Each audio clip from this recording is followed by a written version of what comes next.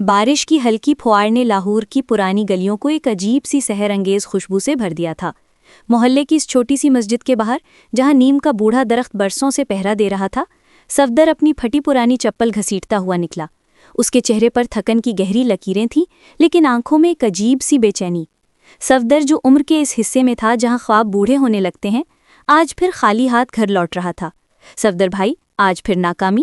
تندور والے بشیر نے روٹی لگاتے ہوئے شرارت سے پوچھا۔ صفدر نے ایک ٹھنڈی آہ بھری اور آسمان کی طرف دیکھا۔ بشیر میاں، رزق کے فیصلے اوپر ہوتے ہیں، نیچے تو بس دوڑ لگی ہے۔ اس کی آواز میں ایک ایسی رہنائی تھی جو اس کی غربت سے میل نہیں کھاتی تھی۔ وہ جیسے ہی اپنے خستہ حال گھر کے دروازے پر پہنچا، اسے اندر سے ایک دھیمی مگر پراثر آواز سنائی دی۔ وہ اس کی ماں زبیدہ بیگم تھیں، جو مصلے پر بیٹھی اپنے رب سے گڑگڑا کر باتیں کر رہی تھیں۔ اے میرے مولا، میرے صفدر کے نصیب میں وہ وسعت لکھ دے کہ وہ دینے والا ہاتھ بن جائے، اسے دنیا کی ٹھوکروں سے بچا لے کہ اس کی ماں کی کمر اب اس کا دکھ جھیلتے ہوئے جھک گئی ہے۔ صفدر کی آنکھوں میں نمی تیرنے لگی۔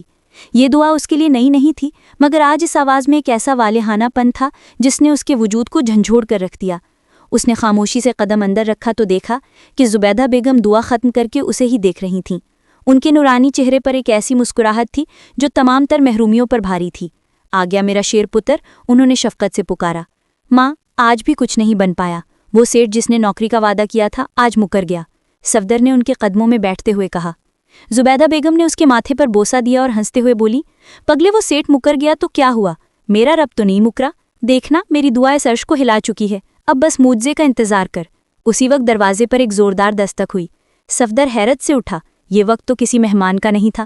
جب اس نے کنڈی کھولی تو سامنے ایک سوٹ بوٹ پہنے اجنبی کھڑا تھا، جس کے ہاتھ میں ایک چمچماتا ہوا بریف کیس تھا۔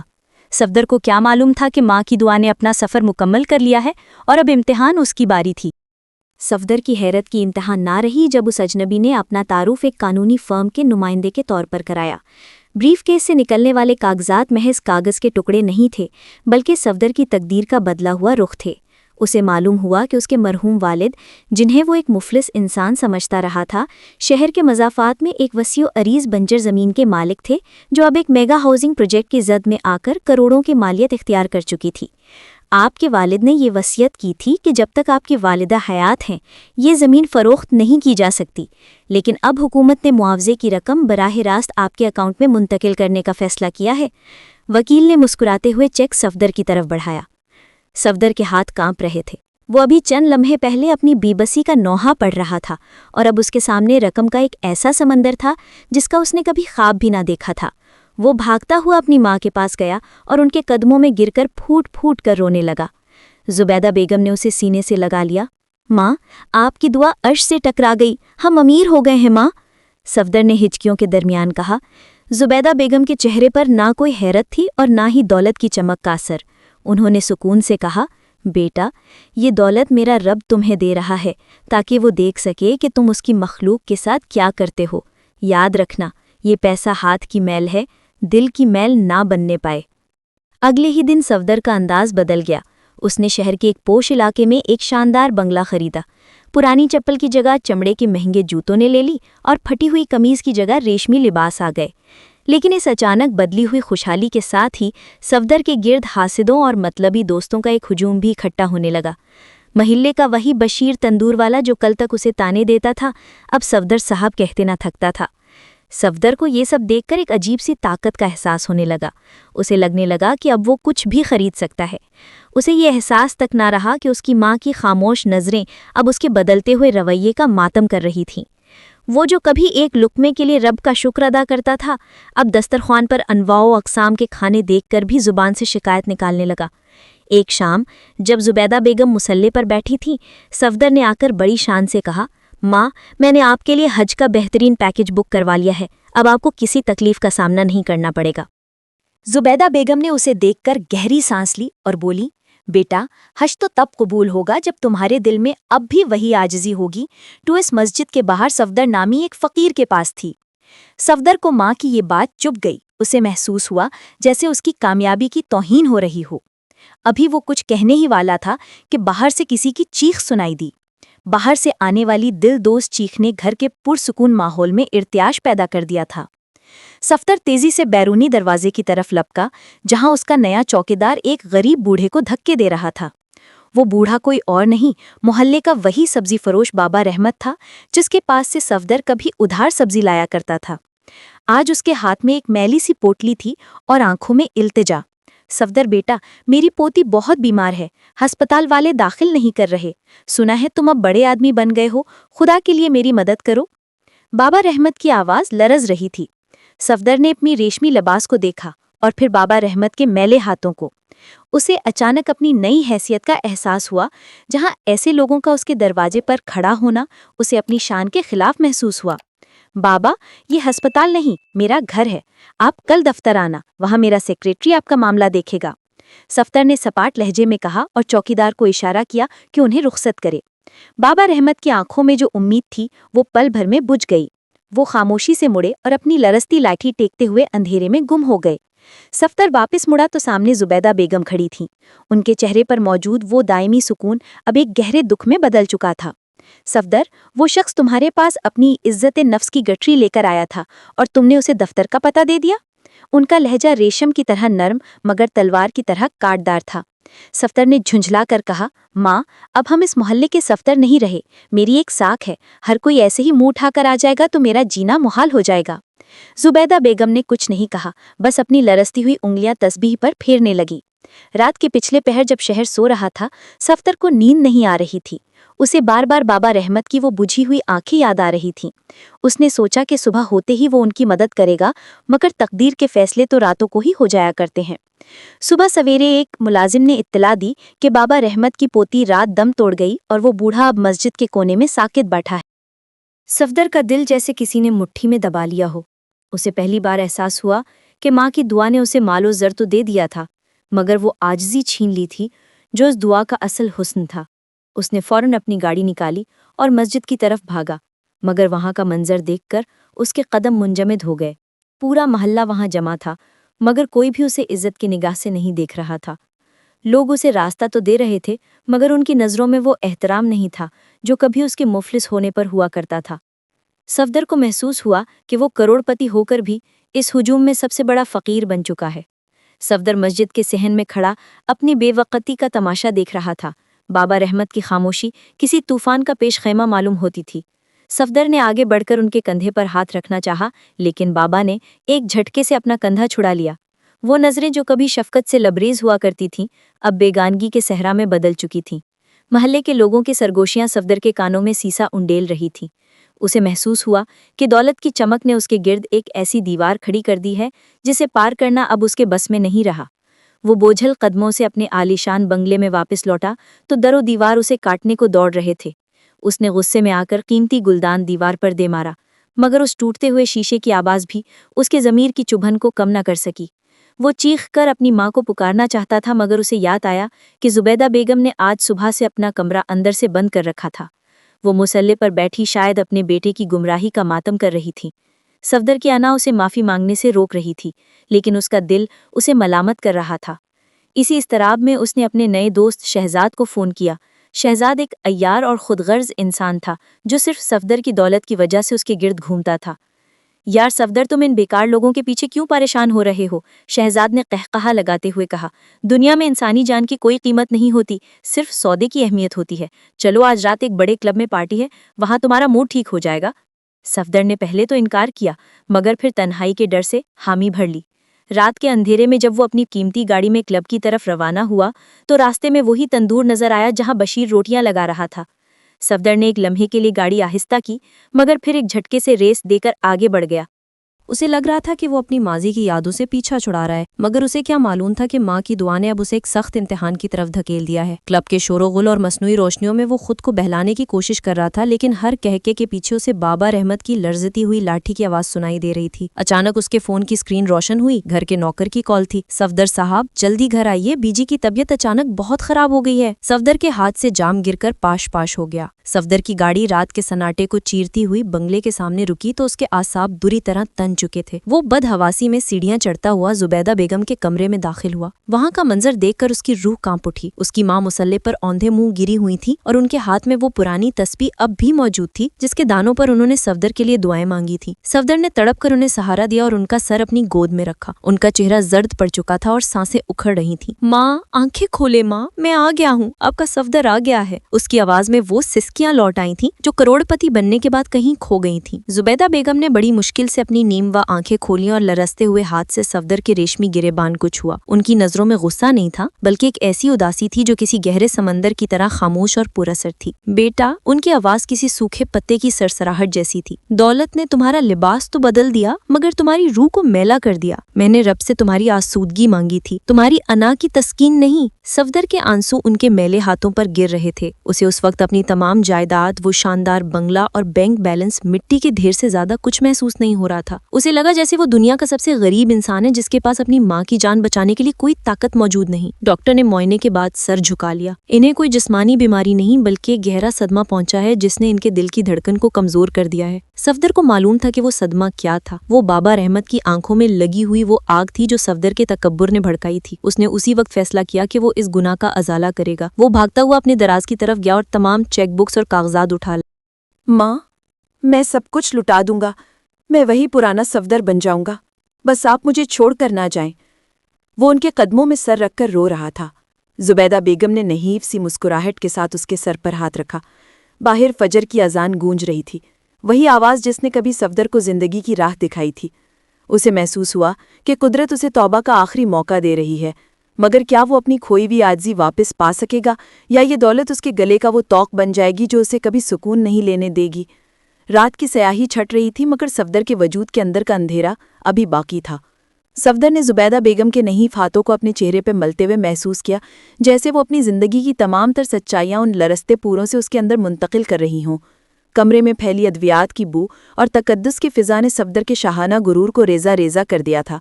उसे याद आया कि कैसे वो इससे पहले वाले दिन दौलत के ज़ौम में अंधा होकर इंसानियत की तजलील कर रहा था, लेकिन आज ही उसी दौलत की तमाम तर रहनाइयाँ एक बेबस माँ की उखड़ती सांसों के सामने हीच साबित हो रही थीं। डॉक्टर ने खामोशी से इशारा किया कि उन्हें मुकम्मल आराम और जहनी सुकून की ज़रूरत है, वरना दिल की ये डूबती हुई धड़कन किसी भी वक्त खामोश हो सकती है। सफदर ने बाहर निकलकर बरामदे के सतून से टेक लगा ली। आसमान पर पो फट रही थी और परिंदों की चहचहाहट उसके ज़मीर पर हथौड़े बरसा रही थी। उसे शिद्दत से एहसास हुआ कि वो इस गंदगी को साफ किए बगैर चैन से नहीं बैठ सकता जो उसने खुद अपने हाथों से फैलाई थी। उसने अपने मुलाजिम को बुलाकर गाड़ी निकालने का हुक्म दिया। उसका रुख अब क्लब या किसी कारोबारी मीटिंग की तरफ नहीं था, बल्कि वो उसी तंगो तारीक गली की तरफ जा रहा था जहां बाबा रहमत का ट्रांसफार्मर उसके हुक्म पर हटाया गया था। जब वो गली में पहुंचा तो वहां खामोशी का राज था, मगर बाबा रहमत की दुकान के सामने अब भी एक वीरानी बिखरी हुई थी। सफदर गाड़ी से उतरा तो उसके चमकते हुए जूते इस गर्द आलूद ज़मीन पर एक अजीब तजाद पैदा कर रहे थे। बाबा रहमत फजर की नमाज पढ़कर तंदूर के पास बैठे थे। उनके चेहरे पर थकन के बावजूद एक अजीब सा वक़ार था। सफदर को अपनी तरफ आते देखकर उनकी आंखों में कोई लर्जिश पैदा नहीं हुई, जैसे वो अब दुनिया के हर खौफ से आज़ाद हो चुके हों। सफदर ने उनके करीब जाकर अपनी अना का भारी बोझ उनके कदमों में डाल दिया और वहीं ज़मीन पर बैठ गया। बाबा, मुझे माफ़ कर दे। मेरी माँ बिस्तरे मर्ग पर है और मेरी तौबा आपकी बख्शिश की मुंतज़िर है। सफदर की आवाज़ में वो गूंज नहीं थी जो कभी मोहल्ले वालों को डराया करती थी, बल्कि अब उसमें एक फ़कीराना आजिज़ी थी। बाबा रहमत ने उसकी तरफ देखा और एक गहरी आह भरी। उन्होंने अपना हाथ दिखाया और सफदर के कांधे पर रख दिया। बेटा, माफ़ी मुझसे नहीं, उस रब से मांगो जिसने तुम्हें नवाजा था और तुमने उसकी अता को दूसरों की अजियत का जरिया बना लिया। सफदर को महसूस हुआ जैसे उसके अंदर की गिरहें खुल रही हैं, मगर तलाफी का रास्ता अभी तवील था क्योंकि उसने सिर्फ एक ट्रांसफार्मर नहीं उखाड़ा था बल्कि कई दिलों के एतमाद को ठेस पहुंचाई थी। सफदर ने झुककर बाबा रहमत के मैले हाथ को थाम लिया, वो हाथ जो जिंदगी भर तंदूर की आग से लड़ते लड़ते पत्थर की मानिंद सख्त हो चुके थे। उस वक्त सफदर को रेशम से ज़्यादा नर्म महसूस हुए। बाबा रहमत की खामोशी में एक ऐसा गुदास था जिसने सफदर के अंदर बरसों से जमी तकब्बुर की बर्फ़ को पिघला कर रख दिया था। उसने वहीं बैठकर बाबा को अपनी माँ की हालत बताई। उसकी आवाज़ में वो थरथराहट थी जो तब आती है जब इंसान दुनिया के हर सहारे से कटकर सिर्फ सच्चाई के रूबरू खड़ा होता है। बाबा रहमत ने एक लंबी सांस ली और आसमान की सुर्खी की तरफ देखा। بیٹا، جب اللہ کسی کو نوازتا ہے تو وہ اسے آزماتا بھی ہے کہ کیا وہ اس کی مخلوق کے لیے سایہ بنتا ہے یا آندھی۔ تم نے آندھی بننا پسند کیا، اس لیے تمہارے اپنے گھر کے چراغ اب بجھنے لگے ہیں۔ صفدر نے خاموشی سے سر جھکا لیا۔ وہ جانتا تھا کہ بابا کی ہر بات سچائی کی تپش لیے ہوئے ہے۔ جاؤ صفدر، اپنی ماں کی خدمت کرو اور محلے کے ان تمام لوگوں سے معافی مانگو جن کے گھروں میں تمہاری وجہ سے اندھیرا ہوا۔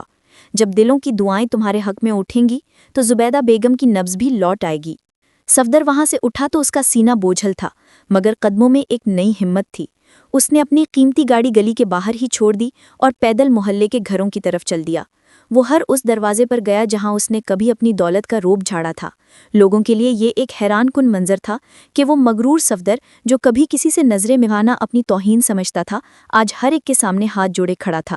اس نے اسی وقت فون کر کے اپنی ٹیم کو حکم دیا کہ محلے کا بجلی کا کام ہنگامی بنیادوں پر شروع کیا جائے اور تندرست ٹرانسفارمر نصب کیا جائے۔ جب وہ واپس گھر پہنچا تو سورج پوری طرح نکل چکا تھا۔ گھر میں داخل ہوتے ہی اسے ایک عجیب سی خوشبو کا احساس ہوا، جیسے سندل اور عرق گلاب کی ملی جلی مہک پورے دالان میں رچی بسی ہو۔ وہ تیزی سے زبیدہ بیگم کے کمرے کی طرف بڑھا جہاں ڈاکٹر اب بھی موجود تھے۔ جیسے ہی صفدر نے کمرے کا پردہ سرکایا، اس کی نظر مسلح پر پڑی۔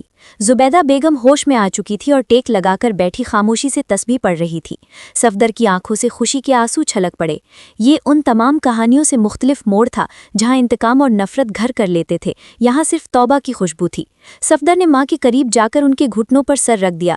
اس نے جان لیا تھا کہ سکون جائیداد میں نہیں بلکہ ٹوٹے ہوئے دلوں کو جوڑنے میں پوشیدہ ہے۔ صفدر کی زندگی کا رخ مکمل طور پر بدل چکا تھا۔ مسلح پر بیٹھی زبیدہ بیگم کی دمکتی پیشانی اور تسبیح کے دانوں پر رواں ان کی انگلیاں صفدر کے لیے کسی معجزے سے کم نہ تھیں۔ وہ کمرے کے گوشے میں کھڑا اپنی ماں کو جی بھر کر دیکھ رہا تھا، جن کی زندگی کی شمع چند گھنٹے پہلے تک گل ہونے کے قریب تھی۔ ڈاکٹرز بھی حیران تھے کہ جس دل نے دھڑکنے سے انکار کر دیا تھا، اس میں جینے کی نئی رمق کہاں سے آ گئی۔ مگر صفدر جانتا تھا کہ یہ بابا رحمت کی دعا اور ان بے زبانوں کی پکار کا اثر ہے جن کے اندھیرے گھروں میں اس نے دوبارہ روشنی کا انتظام کیا تھا۔ اس نے محسوس کیا کہ اصل سکون شاہانہ بنگلوں کے بند کمروں میں نہیں بلکہ ان خاک نشینوں کی بستی میں ہے جہاں لوگ اپنی روٹی سے زیادہ اپنی غیرت اور دعا کو عزیز رکھتے ہیں۔ کچھ دن گزرے تو محلے کا نقشہ ہی بدل گیا۔ صفدر نے نہ صرف نیا ٹرانسفارمر لگوایا بلکہ گلیوں کی پختگی اور نکاسی آب کے نظام کو بھی اپنے ذاتی خرچ سے بہتر بنوانا شروع کر دیا تھا۔ وہ اب کلف لگے سوٹ پہن کر گاڑی کے شیشے چڑھا کر خاموشی سے نہیں گزرتا تھا بلکہ اب وہ اکثر شام کے وقت بابا رحمت کے تندور پر نظر آتا۔ وہاں گرم روٹیوں کی خوشبو اور عام لوگوں کی باتوں میں اسے جو اپنالیت ملی، اس نے اس کے اندر کے وحشی اور مغرور انسان کو ہمیشہ کے لیے دفن کر دیا۔ ایک شام جب وہ بابا رحمت کے پاس بیٹھا تھا تو بابا نے مسکراتے ہوئے اس کی طرف دیکھا اور کہا، صفدر بیٹا، دولت کا بوجھ کاندھوں پر اٹھاؤ گے تو تھک جاؤ گے، اسے قدموں کے نیچے بچھاؤ گے تو تمہارا قد اونچا ہو جائے گا۔ زبیدہ بیگم اب مکمل طور پر صحت یاب ہو چکی تھیں، مگر ان کی آنکھوں میں اب اپنے بیٹے کے لیے وہ خوف نہیں بلکہ فخر تھا۔ ایک روز انہوں نے صفدر کا ہاتھ تھام کر اسے اپنے پاس بٹھایا اور دھیمے لہجے میں کہا، میرے بچے، انسان کی اصل جیت وہ نہیں جو وہ میدان جنگ یا کاروبار کی منڈی میں حاصل کرتا ہے، بلکہ اصل جیت وہ ہے جب وہ اپنی انا کو شکست دے کر اپنے رب اور اس کے بندوں کے سامنے جھک جاتا ہے۔ صفدر نے ماں کا ہاتھ چوم لیا۔ اس کی زندگی کی یہ کہانی اب انتقام یا لالچ کی نہیں بلکہ ایثار اور انسانیت کی داستان بن چکی تھی۔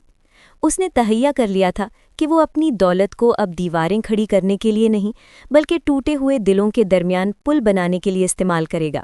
یہ اس کی توبہ کی وہ معراج تھی جس نے اسے ایک نیا جنم دیا تھا۔ کمرے میں موجود خاموشی اب بوجھل نہیں رہی تھی بلکہ اس میں ایک ایسی مٹھاس گھل گئی تھی جو صرف دعاؤں کی قبولیت کے بعد ہی محسوس ہوتی ہے۔ زبیدہ بیگم کی صحت میں روز بروز بہتری آ رہی تھی، لیکن صفدر کے اندر کی تبدیلی اس سے بھی کہیں زیادہ نمایاں تھی۔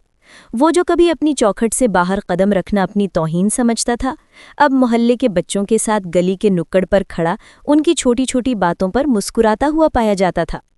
اس نے محلے کے اس پرانے پارک کو دوبارہ آباد کرنے کا کام شروع کر دیا تھا جو برسوں سے کچرے کا ڈھیر بنا ہوا تھا۔ وہاں اب نئے پودے لگ رہے تھے اور صفدر خود مالی کے ساتھ مل کر زمین کی گوڈی کرتا، جیسے وہ اپنے دل کی بنجر زمین کو دوبارہ ہرا بھرا کر رہا ہو۔ ایک دوپہر جب وہ زبیدہ بیگم کے پاؤں دبا رہا تھا، انہوں نے پیار سے اس کے بالوں میں ہاتھ پھیرا۔ صفدر، کیا تمہیں یاد ہے کہ تمہارے ابا مرحوم ہمیشہ کیا کہا کرتے تھے؟ صفدر نے نفی میں سر ہلا دیا۔ انہوں نے ایک لمبی سانس لی اور بولی، وہ کہتے تھے کہ انسان کی پہچان اس کے بینک بیلنس سے نہیں بلکہ اس کے جنازے میں شامل ان لوگوں سے ہوتی ہے جن کے آنسو سچے ہوں۔ میں نے تمہیں ایک سخت گیر کاروباری بنتے تو دیکھا تھا، مگر آج میں تمہیں ایک سچا انسان بنتے دیکھ رہی ہوں۔ صفدر کی آنکھوں میں نمی تیرنے لگی۔ اسے احساس ہوا کہ اس نے زندگی کے کتنے قیمتی سال صرف پتھر جمع کرنے میں گزار دیے تھے، جبکہ اصل موتی تو ان سادہ دل لوگوں کی مسکراہٹوں میں چھپے ہوئے تھے۔ اسی شام جب سورج کی آخری کرنیں آسمان پر نارنگی رنگ بکھیر رہی تھیں، صفدر دوبارہ بابا رحمت کے تندور پر پہنچا۔ وہاں آج رش کچھ زیادہ تھا، مگر بابا نے صفدر کو دیکھتے ہی ایک خاص جگہ خالی کر دی۔ آؤ بیٹا، آج تمہارے لیے ایک خاص خبر ہے۔ بابا رحمت کے چہرے پر ایک عجیب سی چمک تھی۔ انہوں نے بتایا کہ محلے کے وہ نوجوان جو کبھی صفدر کی گاڑی دیکھ کر خوف زدہ ہو جاتے تھے، اب اس کے لیے خیرسگالی کے پیغامات بھیج رہے ہیں۔ صفدر نے محسوس کیا کہ اس کی انا کی وہ دیوار جو اس نے برسوں کی محنت سے کھڑی کی تھی، اب مکمل طور پر زمین بوس ہو چکی تھی۔ اب وہاں صرف ایک سادہ سی گزرگاہ تھی جس پر محبت اور اعتبار کے قافلے رواں دواں تھے۔ یہ اس کی زندگی کا وہ نیا موڑ تھا جہاں مادہ پرستی کی دھن چھٹ چکی تھی اور سامنے صرف انسانیت کی روشن شاہراہ تھی۔ صفدر کی زندگی کے شب و روز اب ایک ایسی تسکین کی گرفت میں تھے جو دنیاوی جاہو حشم سے ماورا تھی۔ محلے کا وہ پارک جو کبھی ویرانی کا نوحہ پڑتا تھا، اب وہاں شام ڈھلتے ہی زندگی کا میلہ سجنے لگتا۔ صفدر اکثر ایک کونے میں بیٹھ کر ان بوڑھوں کو دیکھتا جب اطمینان سے بینچوں پر بیٹھے ماضی کی یادیں تازہ کرتے، اور ان بچوں کو جو تتلیوں کے پیچھے بھاگتے ہوئے قہقہے لگاتے۔ اسے محسوس ہوتا کہ یہ قہقہے اس کے روح کے زخموں کے لیے مرہم کا کام کر رہے ہیں۔ زبیدہ بیگم کی دعاؤں نے جیسے اس کے گرد ایک حصار باندھ دیا تھا جس میں خوف اور ندامت کے لیے کوئی جگہ نہ تھی۔ ایک شام جب وہ گھر لوٹا تو اس نے دیکھا کہ زبیدہ بیگم اپنے پرانے صندوق سے کچھ نکال رہی ہیں۔ صفدر خاموشی سے ان کے پاس بیٹھ گیا۔ انہوں نے ایک مخملی جزدان نکالا جس میں صفدر کے والد کی ایک پرانی ڈائری اور کچھ خاندانی مہریں تھیں۔ زبیدہ بیگم کے چہرے پر ایک اداس سی مسکراہٹ آئی۔ صفدر، یہ وہ وراثت ہے جو تمہارے باپ نے تمہارے لیے چھوڑی تھی۔ اس میں دولت کا حساب نہیں بلکہ ان لوگوں کے نام ہیں جن کی انہوں نے کبھی خاموشی سے مدد کی تھی۔ وہ چاہتے تھے کہ تم بھی اسی راستے پر چلو، مگر تمہارے اندر کی ہوس نے تمہیں بھٹکا دیا تھا۔ آج جب میں تمہیں اس راستے پر واپس دیکھ رہی ہوں تو مجھے لگتا ہے کہ ان کی روح کو سکون مل گیا ہوگا۔ صفدر نے ڈائری کھولی تو اس میں جا بجا انسانیت کی فلاح کے لیے لکھے گئے زرین اصول دیکھ کر اس کی آنکھیں چھلک پڑیں۔ اگلی چند روز صفدر نے ایک بڑے فیصلے میں گزارے۔ اس نے اپنے کاروبار کا ایک بڑا حصہ ایک ایسی فاؤنڈیشن کے نام کر دیا جو مستحق طلبہ کی تعلیم اور غریبوں کے علاج کے لیے وقف تھی۔ اس نے محسوس کیا کہ جتنا وہ بانٹ رہا تھا اس کا اندرونی خلا اتنا ہی بڑھتا جا رہا تھا۔ بابا رحمت اب اسے دیکھ کر دور سے ہی مسکرا دیتے جیسے وہ اس کی خاموش تبدیلی کے گواہ ہوں۔ محلے کی فضا اب صفدر کے لیے اجنبی نہیں رہی تھی بلکہ ہر چہرہ اسے اپنا عکس نظر آتا۔ اس کی زندگی کی یہ توبہ اب صرف ایک عمل نہیں بلکہ ایک مستقل طرز زندگی بن چکی تھی۔ اسے ادراک ہو گیا تھا کہ کائنات کا اصل حسن لینے میں نہیں بلکہ بے غرض ہو کر دینے میں ہے، اور یہی وہ سچائی تھی جس نے اسے ایک عام انسان سے ایک عظیم انسان کے مرتبے پر فائز کر دیا تھا۔ تاریکیوں کے اس طویل سفر کے بعد اب صفدر کی روح کے دریچوں سے روشنی کی ایسی کرنیں پھوٹ رہی تھیں جن کی تپش نے اس کے اندر جمی خود غرضی کی برف کو مکمل طور پر پگھلا دیا تھا۔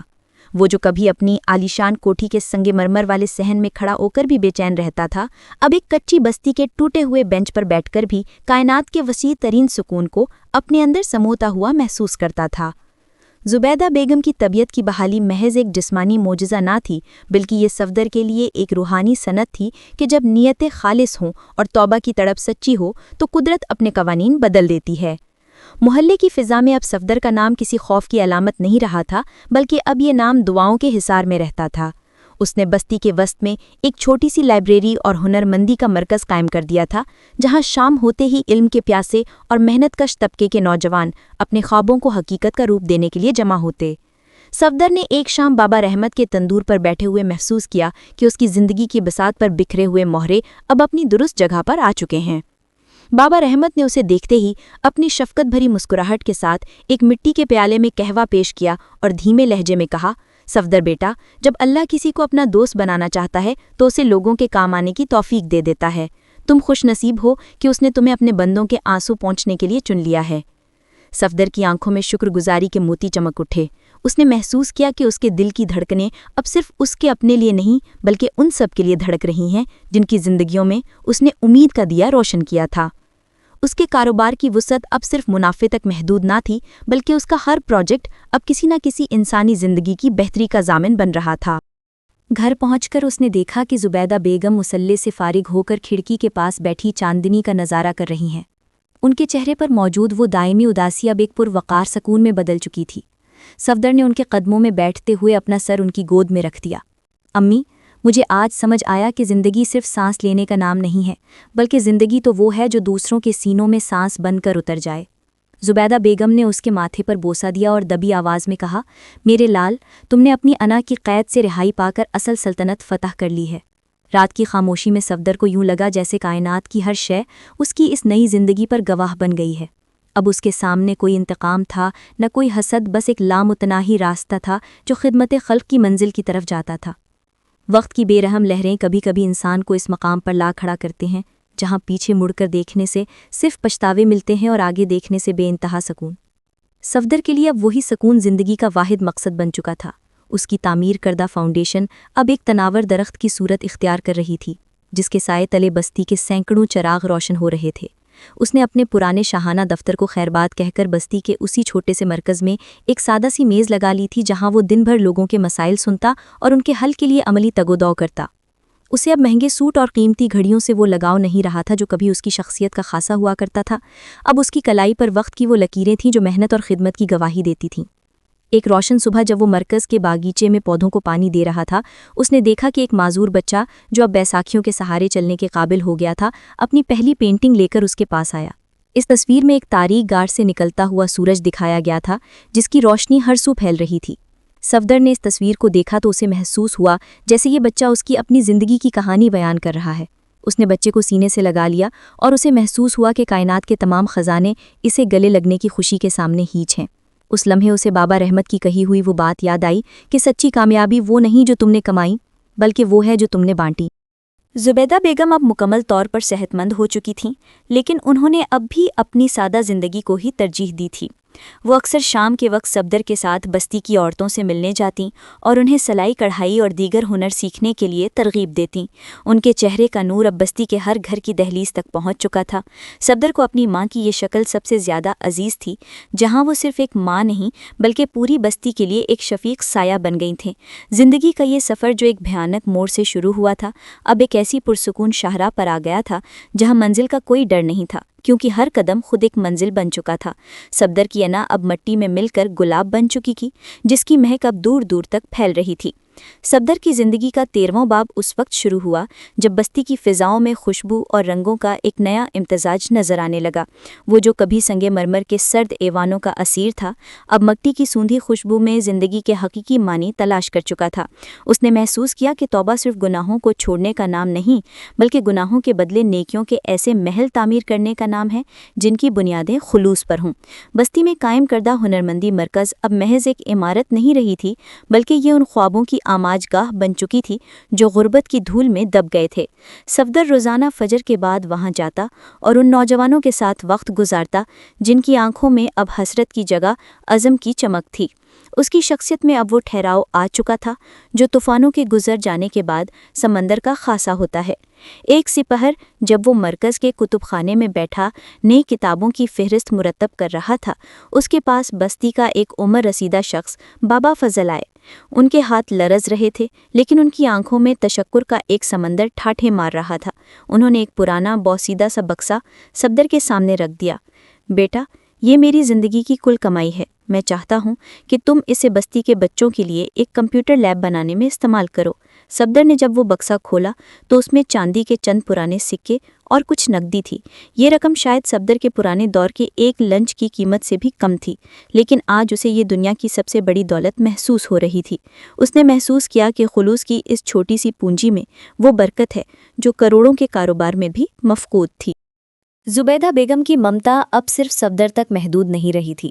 وہ بستی کی بچیوں کے لیے ایک ایسی ماں بن گئی تھی جن کے پاس ہر دکھ کا مداوا اور ہر الجھن کا حل موجود تھا۔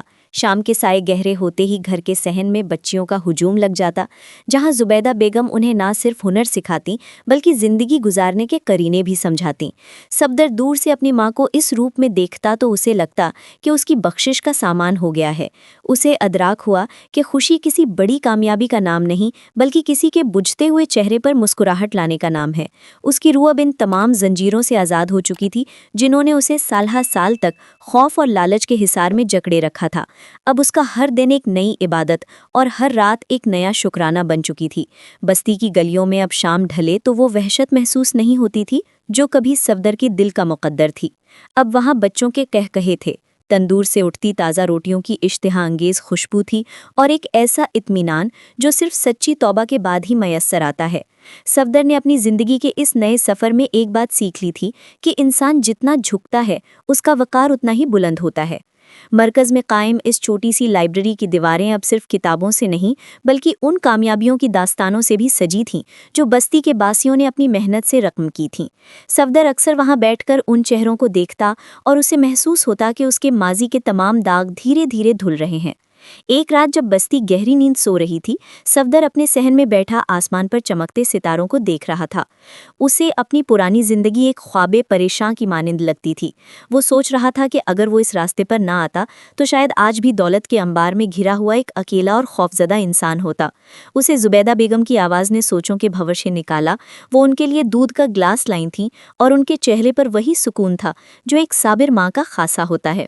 صفدر، زندگی کا اصل حسن اس میں نہیں کہ ہم کتنا سمیٹتے ہیں بلکہ اس میں ہے کہ ہم کتنا پیچھے چھوڑ کر جاتے ہیں۔ تم نے جو یہ دیا جلایا ہے یہ تمہاری نسلوں کی راہ روشن کرے گا۔ صفدر نے خاموشی سے اپنی ماں کا ہاتھ چوما اور محسوس کیا کہ اب اسے کسی اور سند کی ضرورت نہیں ہے۔ اگلے دن ایک عجیب واقعہ پیش آیا۔ شہر کا ایک بڑا صنعتکار جو کبھی صفدر کا کاروباری حریف رہا تھا، اس کچی بستی میں اس سے ملنے آیا۔